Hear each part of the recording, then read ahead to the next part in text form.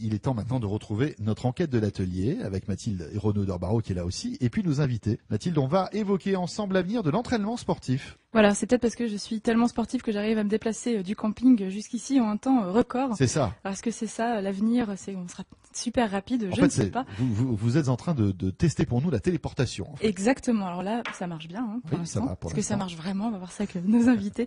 Non, on va pas s'intéresser à ça. On a fait pas mal d'articles où on parlait d'outils qui permettaient de monitorer les sportifs avec des capteurs. Qu'est-ce qu'il y a aujourd'hui? Qu'est-ce qui existe? On va en parler aujourd'hui. Alors avec Véronique Billat, qui est enseignante, chercheure et responsable du laboratoire UBIAE. Vous nous direz si c'est UBIAE ou UBIAE, à l'université d'Evry. Bonjour Véronique. Bonjour. Et avec Pierre-Yves Roquefert, qui est gérant d'IF10 et directeur technique national de Wushu. Alors le Wushu, ça veut dire arts martiaux en chinois, si j'ai bien suivi. Bravo voilà. Mathilde. Bonsoir.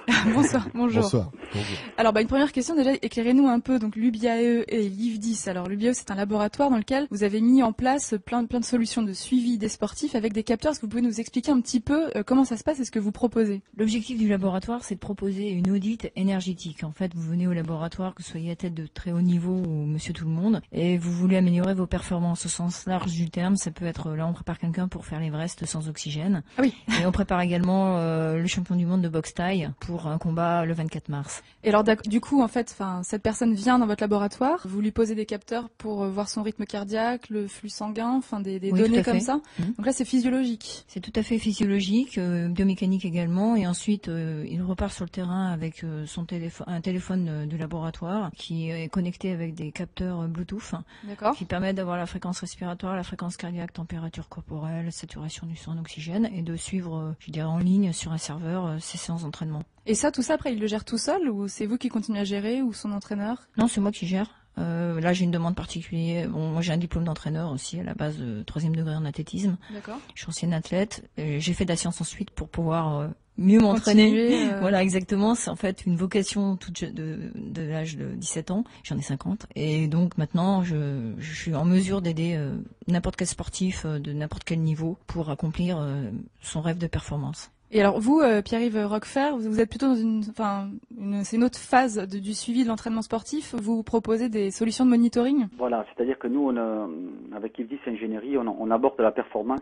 sur tous ces facteurs et en simultané. On part du principe qu'aujourd'hui, les gens qu'on entraîne doivent et ont envie de comprendre ce qu'ils font et pourquoi ils le font. Donc, à l'aide de logiciels derrière, où on navigue dans le corps humain en 3D, où on comprend toutes les basiques de la physiologie du sport. Donc, on fait adhérer au projet. Ensuite, derrière, c'est les protocoles d'évaluation sur le plan cardio, sur le plan muscu. Et surtout, on essaie de replacer les plans d'entraînement avec logiciel et suivi monitoring dans la vie des sportifs de haut niveau ou des gens sportifs loisirs pour être sûr d'être réactifs au jour le jour. J'avoue, c'est un peu pour ça qu'on vous a invités tous les deux. C'est parce que donc vous, Véronique, c'est plus dans le présentiel avec les systèmes de capteurs, et vous, Pierre-Yves, c'est plutôt dans le suivi à distance.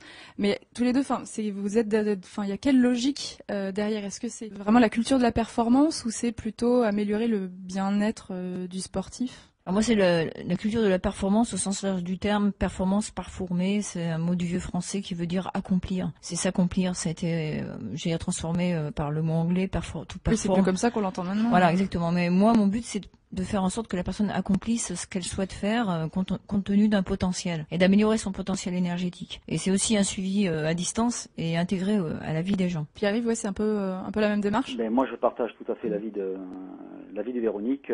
Nous, l'objectif, que ce soit un sportif dit loisir ou de compétition, il y a quand même un objectif derrière et on doit amener à cet objectif avec une démarche rationnelle derrière d'abord et puis on va dire psychologique et philosophique ensuite. Donc voilà, donc l'objectif c'est quand même d'avoir un résultat. Les gens veulent un résultat quand ils font quelque chose. Alors la seule question qui va arriver en bout de course, c'est bien d'avoir des outils, de rentrer dans le pointu, mais il va falloir faire attention de ne pas tomber dans le scientisme. Oui, mais justement voilà, parce que là, du coup, avec toutes ces données, est-ce que, dans 10 ans, on va pas se dire que ça va être que ça va être pour faire la moindre chose, va falloir les capteurs. À mon avis, il va falloir en même temps éduquer les gens à accepter ses propres limites. C'est des problèmes qu'on se pose en ce moment dans les conférences antidopage, où on va vers un dopage électronique dans 10 ans, dans 15 ans. Il va falloir peut-être éduquer les gens et ne pas oublier que l'objectif, au-delà de la médaille, au-delà d'un objectif de perte de poids, de prise de poids, que l'objectif, ça va être final, ça va être l'équilibre et le bien-être. Ouais. Et l'équilibre et le bien-être, ça restera humain. Et je ne pense pas qu'il y aura jamais des capteurs pour le contrôler. Véronique, je vois que vous opinez. Alors moi, je dirais, j'aurais une formule. Je dirais que moi, je connecte les gens pour les reconnecter avec eux-mêmes et les déconnecter numériquement. C'est-à-dire qu'au départ, les gens ont perdu la sensation de leur corps. Quand vous interrogez quelqu'un avec l'échelle de perception de Borg sur l'échelle de perception de Borg. Alors c'est une échelle de douleur, tout simplement. On fait un effort graduel et ils disent là c'est facile, moyen, dur, très dur. Et il y a des gens qui sont incapables de dire ça va passer de facile à maximal, j'en peux plus. C'est-à-dire il n'y a plus de gradation, ils sentent plus rien. Donc on peut pas leur faire confiance pour autogérer leur effort. Donc en fait les capteurs ne sont là que pour donner un feedback à leurs sensations, les reconnecter avec eux-mêmes. Et une fois qu'ils sont connectés avec eux-mêmes, on peut se permettre de déconnecter au niveau capteur et de leur donner des consignes de sensations. Mais c'est un vrai travail et je dirais que c'est pas quelque chose c'est quelque chose qu'on a perdu. En fait, on a perdu cette sensation de nous-mêmes. Voilà. Mais le but, c'est effectivement, je pense que Pierre-Yves est d'accord, c'est de reconnecter les gens avec eux-mêmes, avec leurs sensations propres, en donnant des feedbacks. Renaud ? Oui, je me posais la question. On a l'impression que c'est l'étude scientifique des sportifs, ça date d'assez longtemps. Je vais vous donner un exemple culturel lamentable, puisque j'ai été voir un Rocky 4 qui opposait l'Américain russe. Le Russe étant lui bardé de capteurs, bardé d'électronique dans tous les sens. Il était étudié sous toutes les coutures, et finalement, lui, l'Américain, lui se battait contre des carcasses de bœufs, et à la fin, il gagnait. Mais qu'est-ce qu'il y a de nouveau finalement en ce moment? Est-ce que c'est la finesse de l'auscultation? Est-ce que c'est d'autres techniques qui sont arrivées par-dessus? Alors, ce qui est nouveau déjà, c'est qu'on donne du sens à ce qu'on fait. Bon, Rocky, c'est un film, les capteurs, ils marchaient pas, je peux vous le dire. Je suis allé là-bas, j'ai vu ce qu'ils faisaient. Et puis Rocky, c'est Rocky aussi. Non, mais même je suis allé à Leningrad, à la belle époque. Bon, il y avait rien, c'était du vent, quoi. C'était ok. Donc non, les capteurs marchaient pas. Mais ce qui est surtout important, c'est que maintenant tout le monde fait des capteurs, tout le monde fait du monitoring. Mais quel sens on donne? Voilà. Et nous, au laboratoire de biologie intégrative des adaptations d'exercice, qui est un laboratoire INSERM, en fait, on donne des méthodes d'entraînement scientifiques qui sont même validées jusqu'au gène. Et le but, c'est de trouver la séance d'entraînement qui va convenir à la personne, même une fois par semaine. On n'a plus le temps de faire des choses, on n'a pas le temps de se fatiguer, je veux dire. Il faut optimiser sa vie. Donc, ce qui est important, c'est le sens qu'on donne et le contenu qu'on donne. C'est pas l'outil, c'est le contenu. Le sens, et je crois qu'on va vers une civilisation du sens. Ouais, les gadgets, ça va, quoi. Et en donnant, enfin tout ça clé en main, ok, pour les sportifs amateurs, ça peut suffire, mais pour un sportif professionnel, est-ce que ça veut dire qu'il aura plus besoin, d'entraîneur, parce que toutes ces solutions vont lui fournir des données, super performantes sur là où il en est, Pierre-Yves? Je le vois avec les gens de l'équipe de France. Il y a la phase au début découverte où on vous suit un petit peu aveuglément, donc c'est dangereux pour les gens qui prodiguent des plans et des conseils et qui ne sont pas forcément formés. Ouais. La deuxième, c'est je veux adhérer, je veux comprendre, et c'est ce que vous dites, je veux prendre en main mon propre destin, donc je commence à m'y intéresser. Nous, je le vois avec Yves 10, on a beaucoup de sportifs professionnels dans tous les sports qui viennent chercher à comprendre, et d'ailleurs qui ont un feedback, ça j'aurais pas dû. Ouais. Et après, il y a une troisième phase où forcément le sportif de haut niveau ou professionnel ayant une connaissance, son niveau d'exigence dans le recrutement de son encadrement va évoluer. Et là, on pourra moins lui raconter de choses. Et je trouve ça plutôt bien, comme un chef d'entreprise derrière qui va monter sa société et qui aura quand même des connaissances en comptabilité, même s'il va embaucher par la suite un commissaire aux comptes. Le sportif? Oui. Parce qu'on a l'impression que vous parlez d'une entreprise. Parce que je faisais le parallèle. Je disais que voilà, la différence, c'est que on peut être chef d'entreprise, monter une entreprise et faire confiance aveuglément à un comptable parce qu'on connaît pas trop la comptabilité. Et puis quand on a déposé 2 fois le bilan, on s'intéresse à la comptabilité parce qu'on comprend pourquoi on a raté les choses. Et puis derrière, par contre, dans la deuxième commande, on est apte, on est suffisamment formé à comprendre ce qu'on nous fait faire et où on va.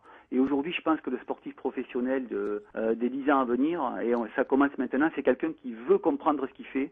On ne peut plus lui dire fais ça parce que c'est bien, ça va marcher. Il y a une grosse démarche éducative et pédagogique en même temps. Donc en gros, l'entraîneur, il chapeaute tout ça, mais il pourra plus. C'est la théorie. En France, à mon sens, on a un énorme problème, c'est le problème des formations, des entraîneurs, des professionnels. Il y a un gros décalage entre ce qui existe comme produit technologique, d'évaluation et de suivi, et la faculté à rassembler ces informations et à leur donner un sens, comme disait Véronique tout à l'heure, je suis d'accord à 200% avec elle. D'ailleurs, Véronique, je vois que vous avez...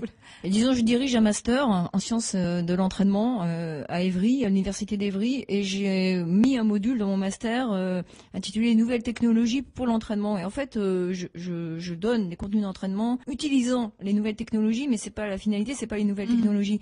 Et ça veut dire que maintenant, il faut un niveau minimum de master. C'est-à-dire que les brevets d'État, moi je les ai passés, c'est en complet décalage la formation jeunesse et sport avec la formation de type universitaire qui est prévalente dans tous les autres pays.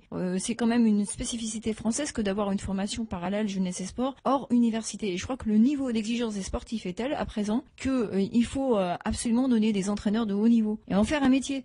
Et jusqu'à maintenant, l'entraînement c'était la magie noire. Et je suis puissant, je donne des recettes. Mais en gros, maintenant, les choses sont plus rationnelles. Je dis pas il faut pas confondre rationalité et humanité. Au contraire, c'est un métier comme être médecin, quoi. Et on joue quand même sur le corps des gens. Plus rationnel, et maintenant il faut donner, on va dire, les outils le niveau de formation des gens autour. Merci beaucoup, en tout cas tous les deux. Alors à quoi ressemblera l'entraînement sportif dans quelques années?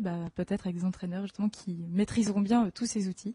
Merci beaucoup Véronique Billat. Donc je rappelle que vous êtes enseignante chercheur et responsable du labo UBIAE à l'université d'Évry, et Pierre-Yves Roquefert, gérant d'IVDIS et directeur technique national de Wushu, qui est François.